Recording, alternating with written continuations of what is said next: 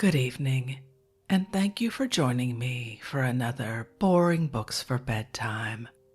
I hope tonight's selection provides all the boredom your busy brain needs to quiet down and let you get some sleep. Before we begin, I'd like to give a special shout out of thanks to some new members of our Patreon family: Roger, Heather, Lorraine, Cindy, Hillary, Maggie, Allison, and Justin. Thank you all so much for supporting this podcast. By becoming members of Patreon, you help us remain 100% listener supported and ad-free for everyone, and it's very much appreciated. If you're interested in supporting Boring Books for Bedtime and finding out more about the perks available to subscribers, including exclusive episodes and brand new topic collections, you'll find a link to Patreon in the show description. You'll also find a link to buymeacoffee.com, where you can support us with a one-time tip, no subscription required. I hope you'll take a moment to check them out. Now, let's read and relax. Find a comfortable spot.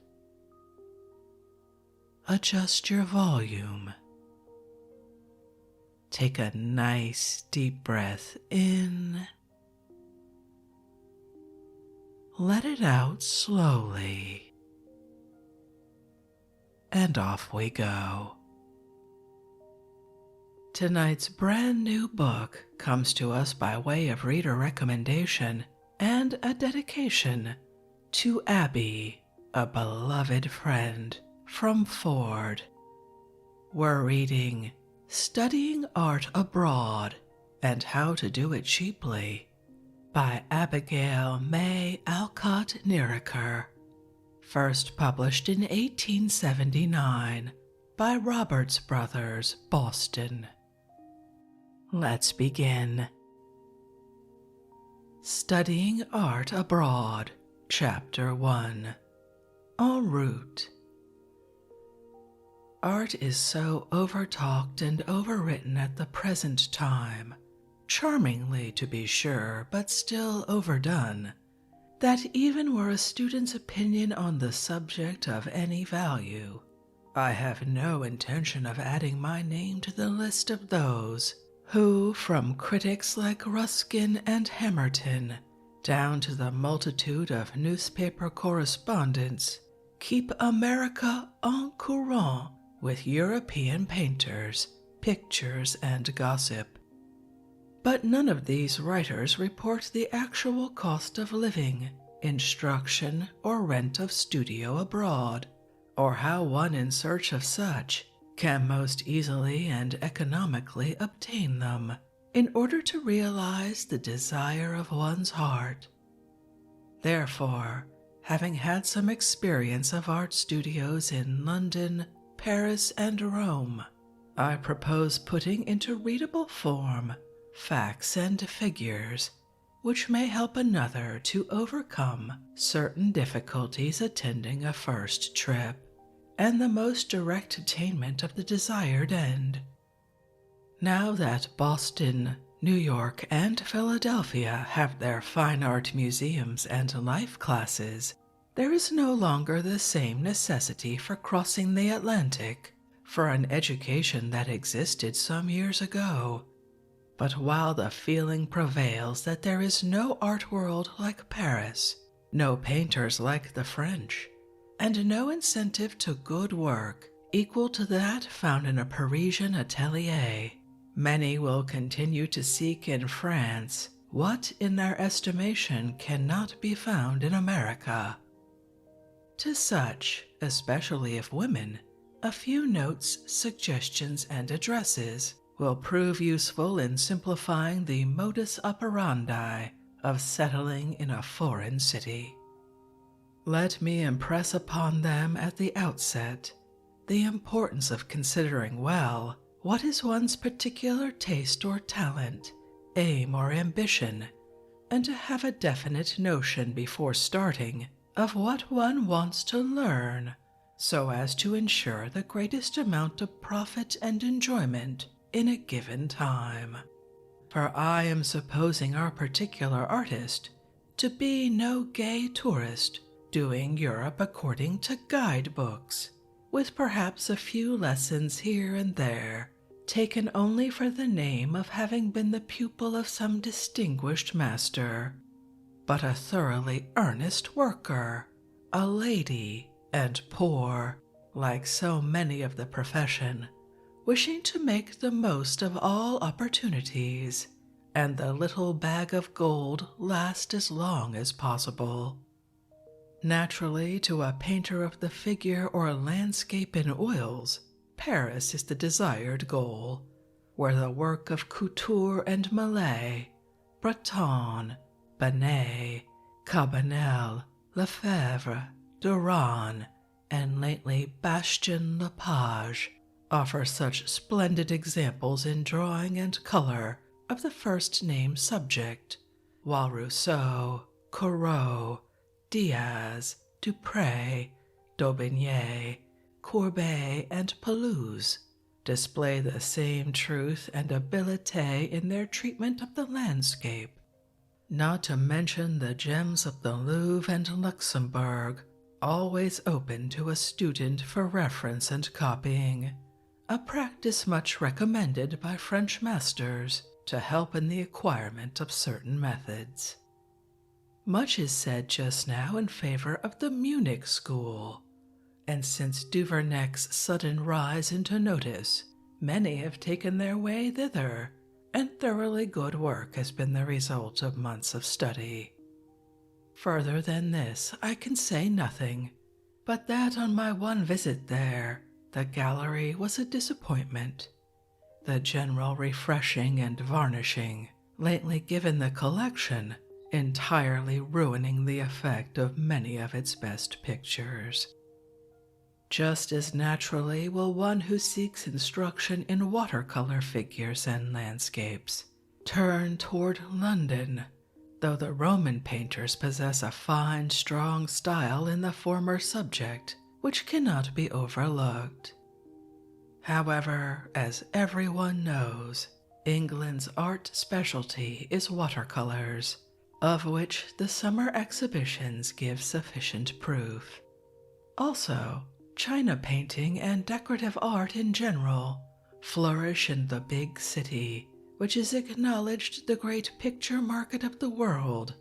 and this last fact may be of some importance to an artist, if reduced to making pot boilers,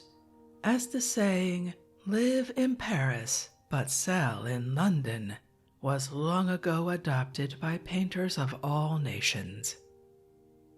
Let us conclude, then, that each of the foregoing considerations has been well thought of,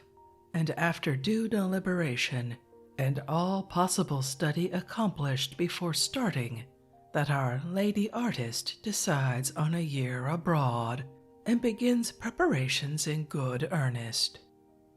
She proceeds to select a large, light trunk, one of French manufacture if possible, for those of American make are very heavy and not proportionately strong,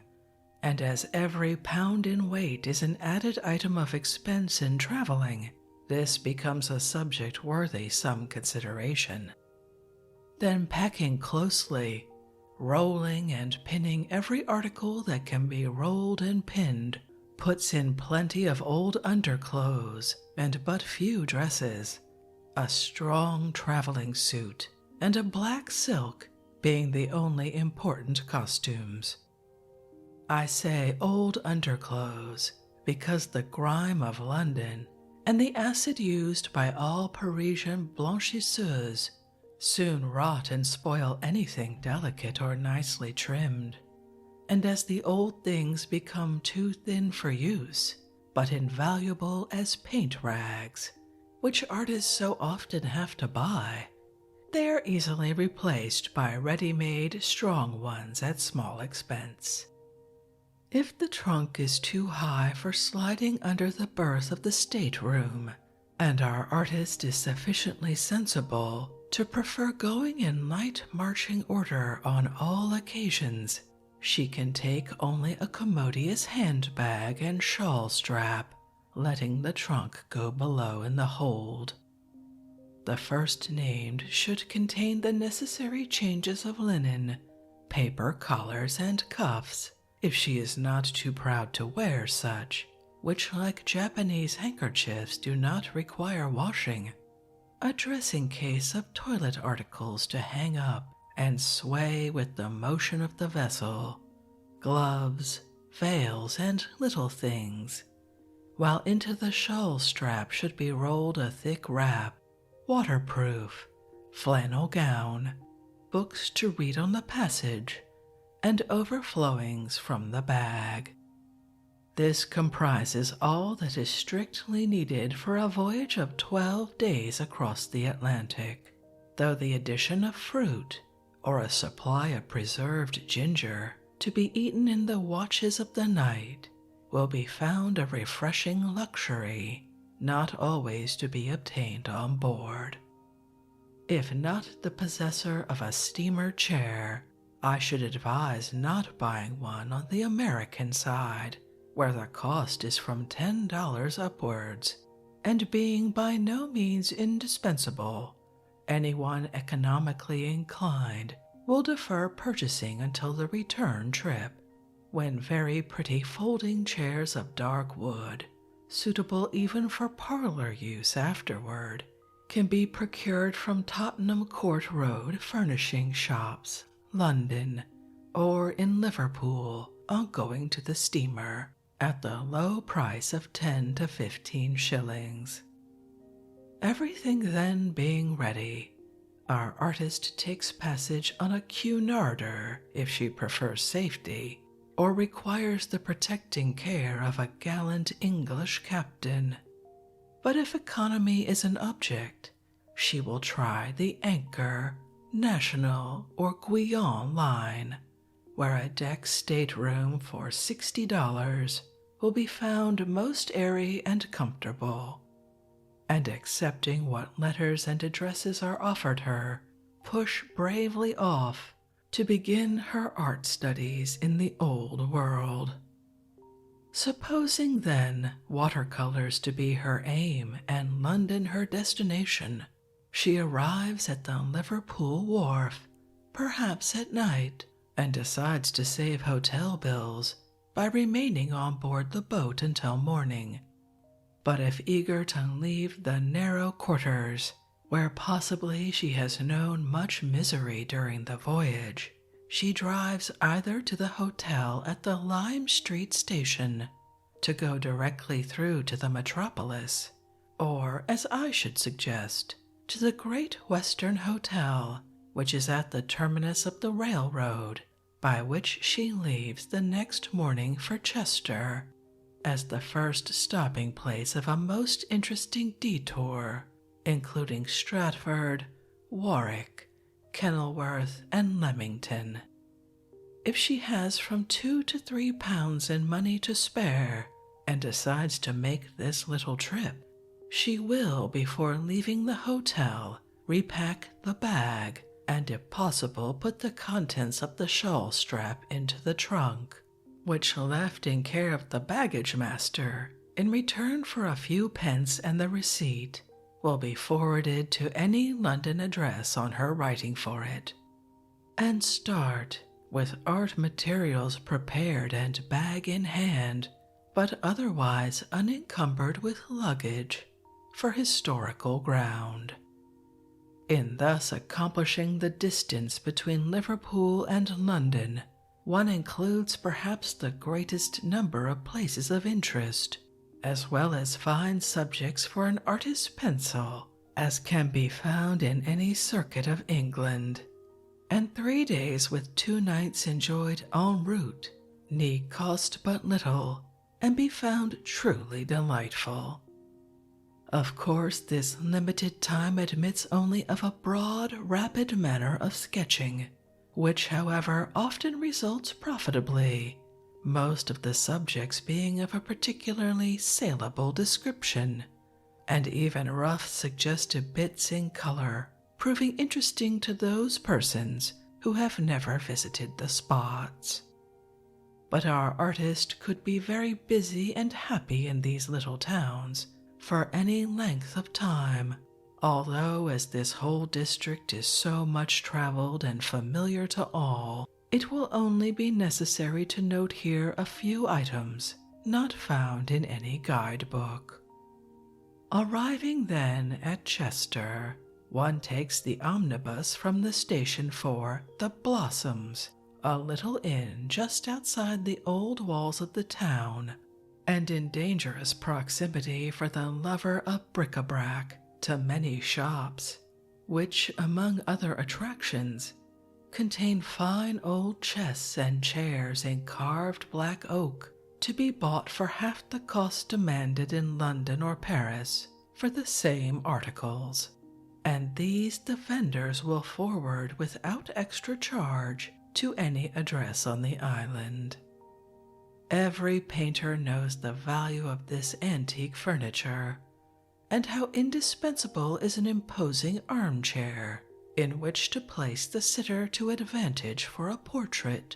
though the striking griffins or scroll ornamentation of such become monotonous if too often repeated in pictures, particularly when many studies by the same hand are collected together, this being very noticeable of a certain rich gilded chair, the top of which appeared above the shoulders of hundreds of sitters, from that of the late Pope of Rome to Bismarck and plain Miss A, simply because from familiarity the painter could accomplish such details quickly and effectively with a few strokes. After enjoying the fine views from the old walls and ivy-hung towers of Chester, one finds much that is interesting along its quaint streets, lined with picturesque houses, here and there displaying a facade richly and elaborately carved, well worth some hours spent in careful work with pencil or brush before leaving for Stratford. Here, after taking a room at the Shakespeare Arms, one strolls to the other side of the river, which is the most advantageous spot for booking the grey stone church amid the great trees on the water's edge, so famous for containing the poet's bones. Then following the pretty paths leading through stiles and across green meadows, one finds Anne Hathaway's cottage, with its mossy sloping roof, and delights in attacking so charming a subject at once, not forgetting to secure a line descriptive of the courting settle, as it is called, near the great chimney of the interior. But the latter must be caught surreptitiously, as well as a sketch of the boy's desk, shown at the poet's house, this liberty not being allowed a visitor, though money has been known to make the guardian temporarily blind to such an innovation of the rules. Next, on the main route from which one deviates slightly to reach Stratford, comes Warwick, and here life can be made truly ideal by boarding at the baker's for an absurdly low price, instead of following all the world to the Warwick Arms.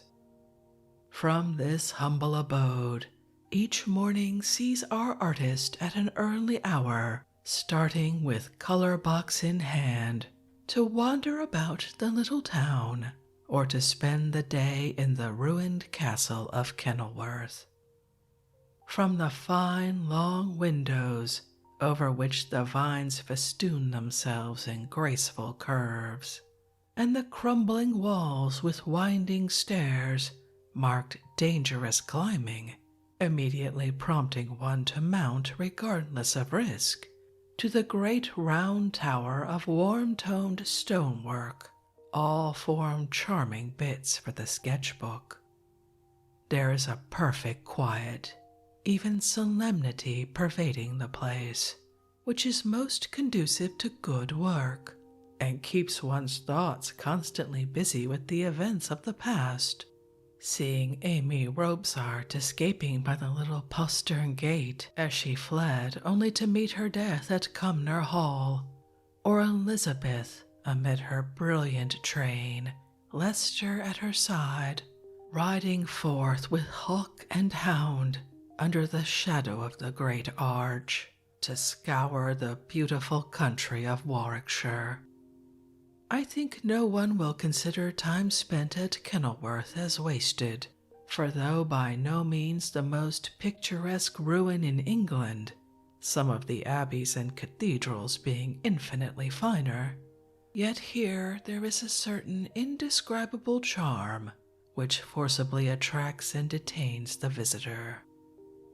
Many people think to have seen Warwick thoroughly without ever finding Leicester Hospital, which is an interesting charity founded by the renowned Earl for 12 old men,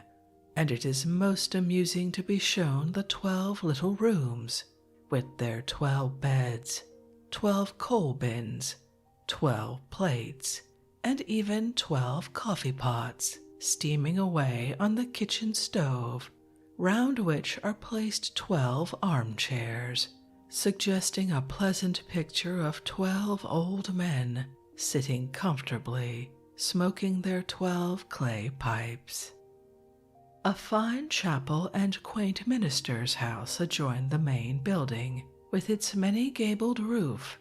and when, after a hard day of painting, sitting in the courtyard, I had the good fortune to be invited by the clergyman to see the interior of his home, which is very ancient,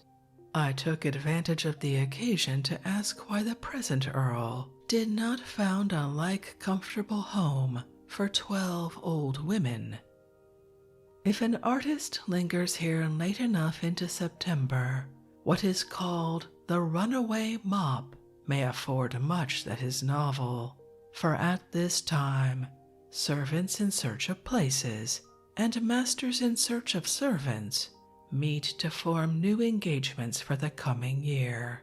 and this is made the occasion for reviving many old customs quite obsolete elsewhere. A whole ox is roasted over an immense fire in the marketplace, and one has but to demand a 6-penny or shilling plate to receive a deliciously juicy slice of tender beef, which, eaten under the great trees amid the amusing scenes passing around, has a peculiar relish. This festival, unfortunately, however, is apt to fall upon St. Swethin's week, which is thought in that part of the country never to fail of bringing much rain, and certainly it would be most disastrous to a sketching expedition, unless our artist, like Mr. Hamerton,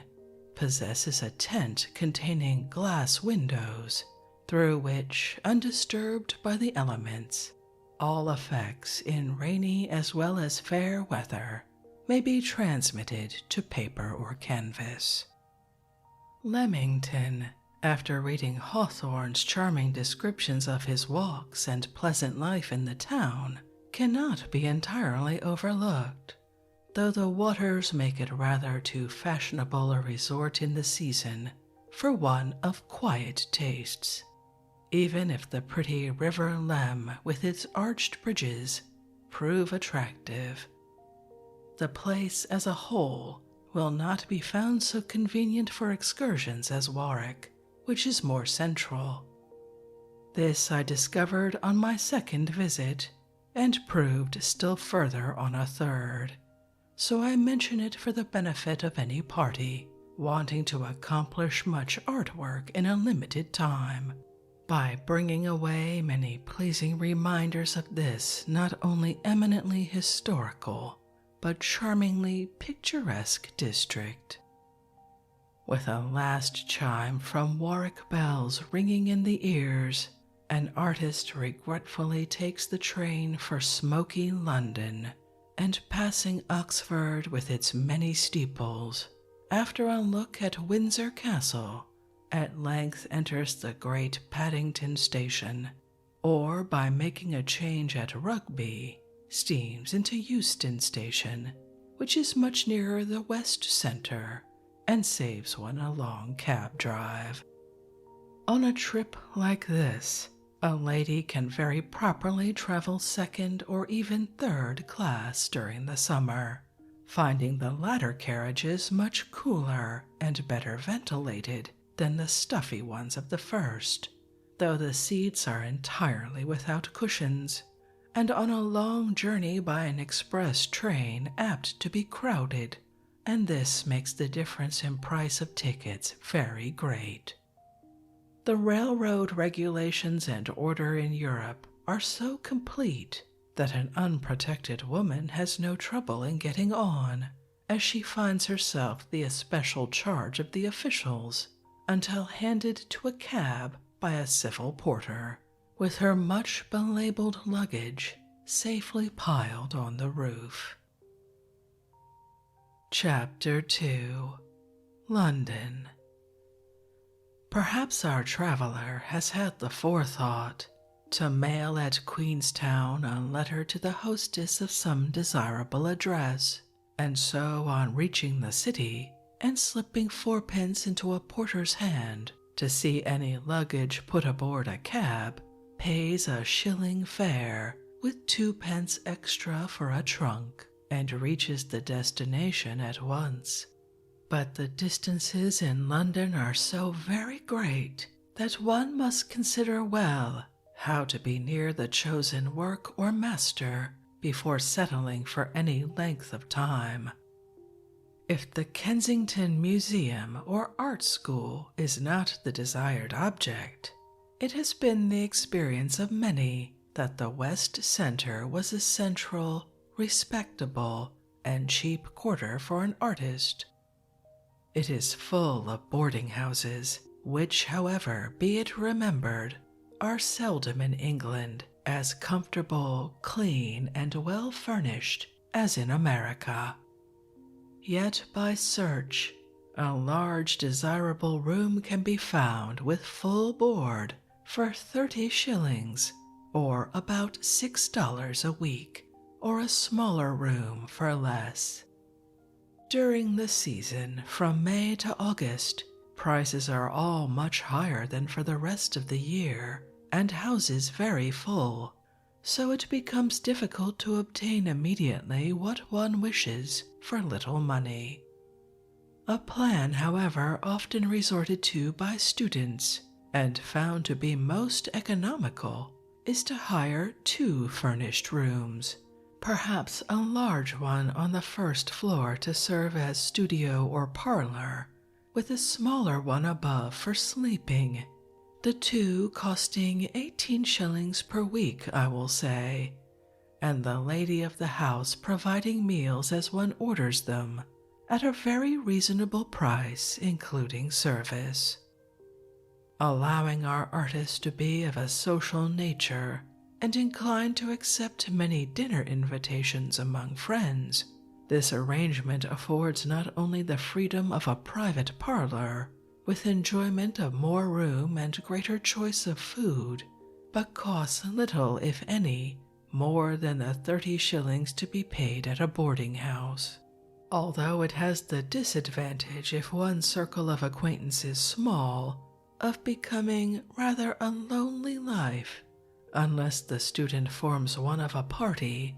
particularly as painting should not be continued in the evening, when tired brain and eyes need rest. At such times and under such circumstances, the constantly changing society met with in a London pension proves a source of great entertainment. Let it be supposed, then, that our artist is settled in lodgings or at board in Russell, Gordon, Bedford, or any of the pretty squares of Bloomsbury, and looking about for masters, or to find what the art advantages are in general, before beginning to study seriously.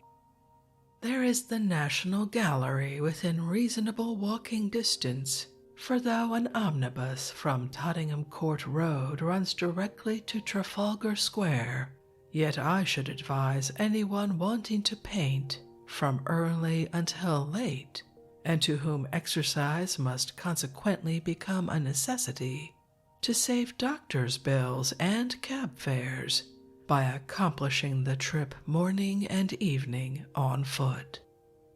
Nowhere, I acknowledge, is driving so cheap, yet if often indulged in, a hansom makes an important item in the year's expenses, and though the most direct route to the gallery leads one through the well-known, disreputable quarter of the Seven Dials, it is a great thoroughfare and perfectly safe for a lady by daylight.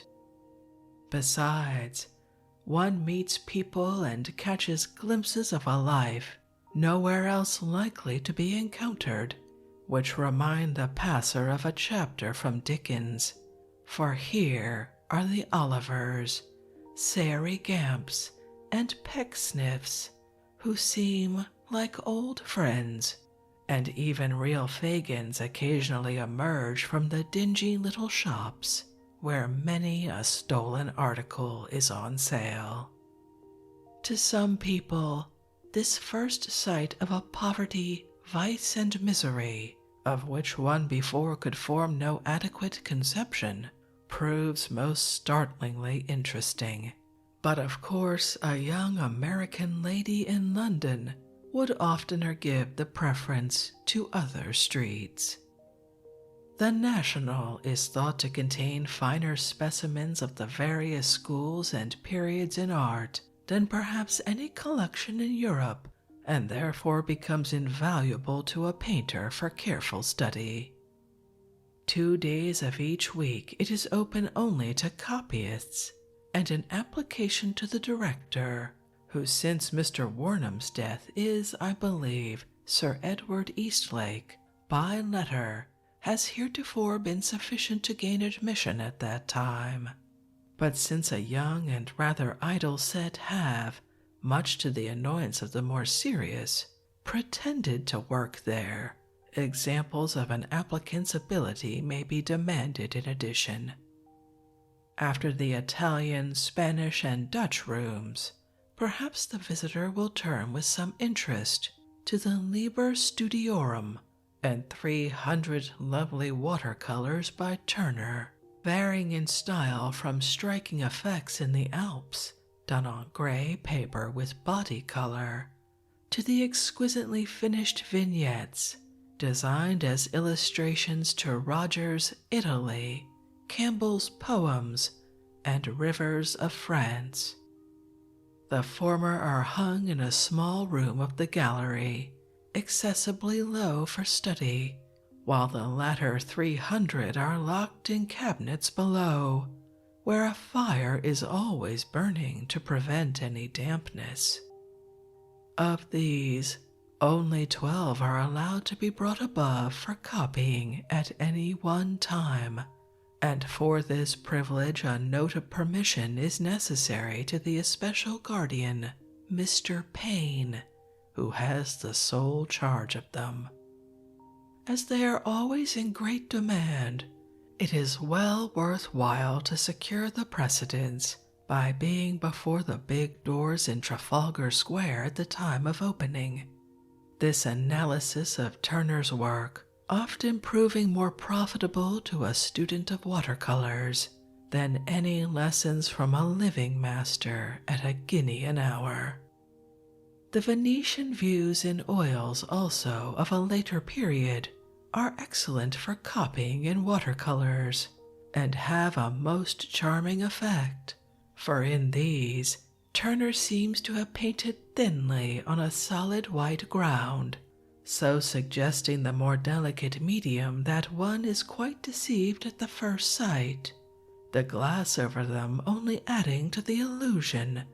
though some of these beautiful dreams, as Mr. Hamerton so truly calls them,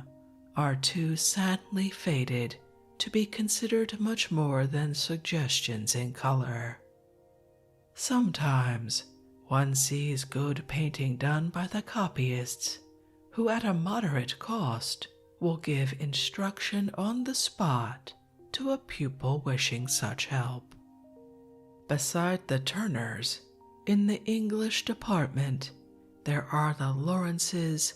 Gainsboroughs, Landseers, Wilkies, Ettys, and Friths, which all claim attention so that a visitor can study the progress of painting from Cimabue to Rosa Bonheur with greater advantage in this collection, perhaps, than anywhere else, in spite of the contrary opinion expressed by a party of French and Spanish artists at a breakfast in Paris, that the gems of the National Gallery were but copies, Turner a madman, and the English school in general unworthy consideration. There are the Kensington and Bethnal Green Loan exhibitions also, as well as the little Sloane Museum in Lincoln's Inn Fields, where one can copy quite undisturbed by sightseers, it being little known or frequented, though a curiously interesting place of sliding doors and mysterious panels. It is only a few steps from Bloomsbury, the chosen quarter of our student. The Duke of Westminster, who possesses the famous Blue Boy by Gainsborough, Lord Dudley of Park Lane, and many other private collectors, are said to be notedly generous in allowing an artist presenting proper credentials many privileges. Naturally, the Grosvenor Gallery and numerous annual exhibitions of various societies and clubs will be visited during the season, especially by one in search of instruction in watercolors, as by this means is often found not only the style desired, but by consulting the catalogue, the address of a competent teacher. And let me recommend to any student wanting to acquire a very frank, vigorous method of sketching from nature to see Mr. Bomford,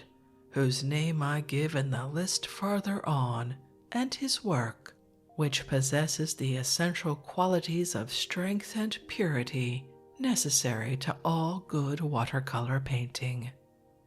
His manner, too, of representing foliage is broad and striking, so that if one only went through a course in this branch, the benefit of Mr. Bomford's criticism would be invaluable.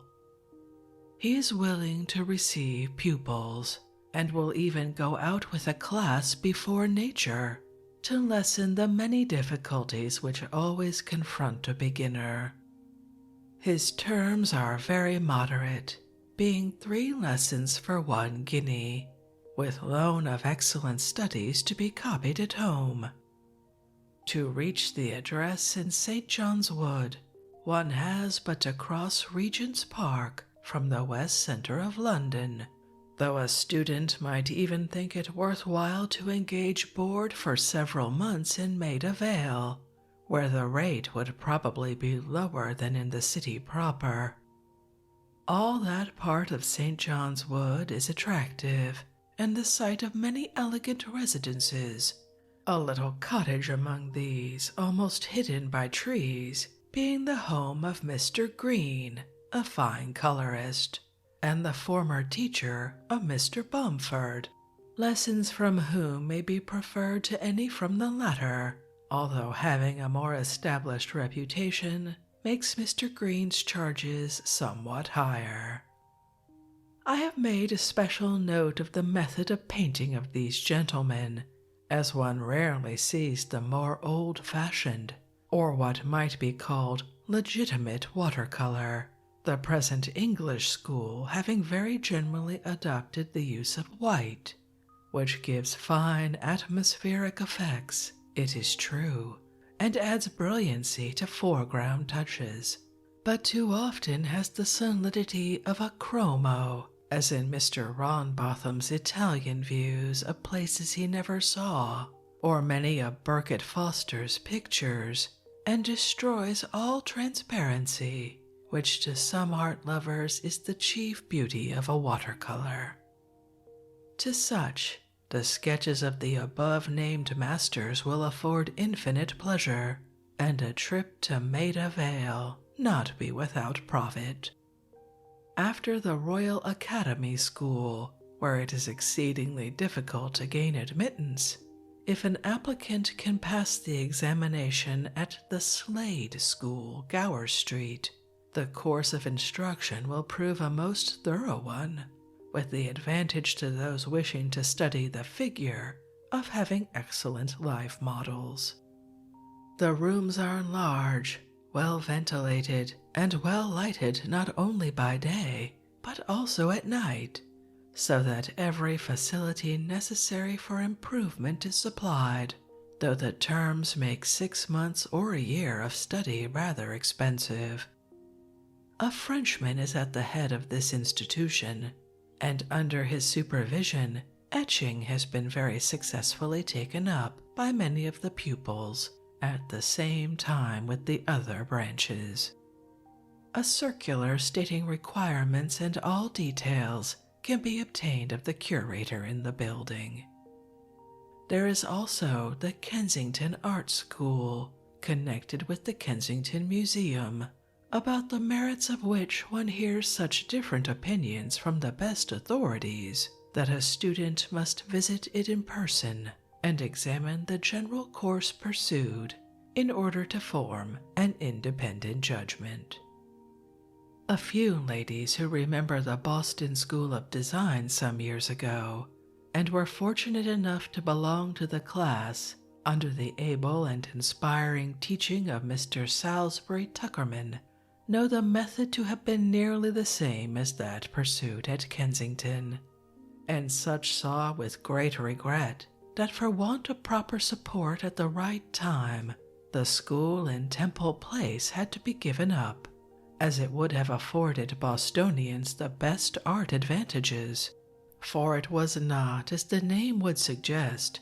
merely industrial in character, like the present system of Mr. Walter Smith, and was of far more breadth and earnestness than anything found at the Lowell Free School, where good work is almost an impossibility in the crowded, narrow rooms that, spite of an ever-increasingly rich fund, are the only accommodation for the students. The School of Design seemed exactly the happy medium which best answered to the common need. But to leave Boston and return to London,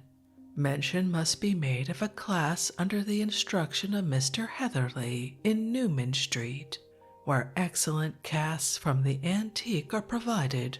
as well as the living draped model for oil or watercolors at an exceedingly moderate price. In Queen Square, Bloomsbury, is a rather elementary school for women under the patronage of the Princess of Wales, who offers certain prizes for the best work done in the various classes, and of this there is an annual exhibition, which, to confess the honest truth, does not strike the visitor from its standard of merit as surprisingly creditable to the royal patroness. I believe I have now named most of the places which have any special claim to attention where a newcomer would seek art instruction in London, and all of these, with the exception of the Kensington School, are in the immediate neighborhood of Bloomsbury, though naturally there are many delightful private clubs and classes, accessible to an artist only through the influence of friends. While fog and mud may still keep one at work indoors, and amid city life, 2 or 3 days of each week can be most profitably employed in sketching under the beautiful arches of Westminster Abbey. Nothing can be more imposingly grand than the Henry VII Chapel, with its old carving and massive doors, the tattered banners of so many noble families, and the ceiling of wonderful fan-shaped tracery. Everything from the great chair where so many monarchs have been crowned, to the little narrow door of St. John the Baptist Chapel with its faded Latin inscription, is full of deep interest, while the sunlight creeping softly in through the fine stained windows, glorifies even the dimmest corner and makes a constant succession of lovely pictures. Sometimes, while painting in the solemn quiet, one hears rising above the deep tones of the great organ, the chanting of the sweet-voiced choir boys, and wonders if there is in existence finer interior architecture, or a church more simpatica, as the Italians would say, than this beautiful abbey. Nor must the cloisters be passed with indifference, where the fine lines of the massive supports form a capital frame for the towers of the Houses of Parliament rising beyond, and make most effective sketches.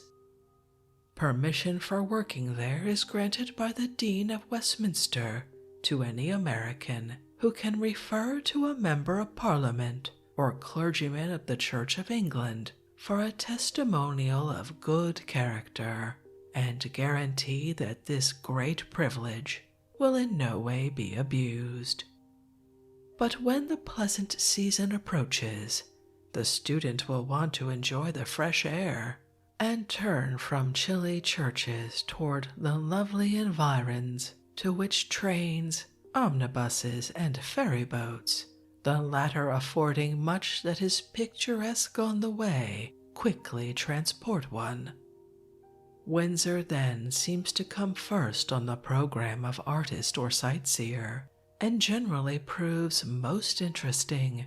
for after visiting the castle and fine old chapel, by crossing the river and turning to the right, just behind the red walls of Eton College, one catches a good view of the great round tower on the height, with river and boats in the foreground for filling a leaf of the sketchbook, and the drive to Virginia Water makes a delightful ending to a summer day before going back to London. Hampton Court, too, with its picture gallery and lovely bushy park, are attractive places for excursions, of which the labyrinth and donkey races form no unimportant feature. Pretty new gardens and the fine view from the terrace at Richmond Park are to be seen, where from the deer feeding close at hand the eye follows the river between its green banks, made gay with picnic parties, until it rests on that beacon for so many miles around, the great dome of St. Paul's. Some people, however, prefer Hampstead Heath, made famous by Copley, Fielding, Turner, David Cox, and so many other English painters, the extreme beauty of its distant prospect being nowhere equaled.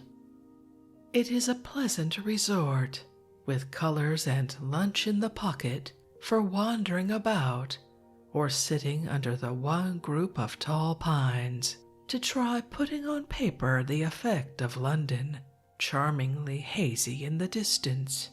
or the shadow of fleeting clouds playing over the brilliant green of the surrounding slopes. Our artist can do the fashionable thing by going to Greenwich to eat whitebait, or row on the river to Twickenham, where there are many pretty bits of scenery, and just above the bridges plenty of subjects for the brush. Clumsy lumber boats with dull yellow sails moored along the Thames embankment, flanked by immense breweries, which, surmounted oftentimes by stone lions and striking devices, might easily be mistaken for palaces, make capital compositions, as Doré has so powerfully illustrated. Or, better still, take the train from Shoreditch Station to Angel Road, where after a walk of a mile between flowery hedges and through verdant meadows, the lover of the picturesque sees with delight the ruined Norman tower of Chingford Church. Descending the hill from this crumbling pile, standing amid the time-stained headstones of its little graveyard. By traversing a part of Epping Forest lying a long way farther on, a traveler can drink a beaker to the memory of old Joe Willett at the veritable Maypole Inn, seated at the table where Dickens himself has often dined. Guildford, too, not far from the city, has quiet, attractive scenery with some interesting old houses, and Sevenoaks in Kent is particularly recommended for its many beautiful trees. Clovelly and Dartmoor take artists in that direction, and if one ventures as far as the uncertain climate of Wales, there are most favorable spots on which to pitch a painter's camp. After some of these country excursions, it is a good plan to occasionally select a successful study and try one's fate at the hands of a critical jury, say that of the Dudley Gallery, for instance. Acceptance of a picture for so small and popular a collection is always a great encouragement, and if by good chance the modest student finds, on a first visit, a black star affixed to the frame of her production, announcing to the world its sale at the private view, when only the invited few are admitted, such a happy surprise is worth making an effort to enjoy. A famous painter once said, "Criticism never hurt anyone, but praise has spoiled many a good artist," and on this principle, beginning early to expose one's work and taking success or failure in the right spirit seems the surest road to improvement. Beside, no money ever seems so entirely one's own or to last as long as any thus earned. Liverpool, Manchester, and Birmingham also have excellent exhibitions during the summer, and have the reputation of being the best places for selling amateur work, for England's greatest art patrons are not the noblemen, as a stranger might imagine, but the rich manufacturers and tradespeople who buy pictures freely and pay most generously for them.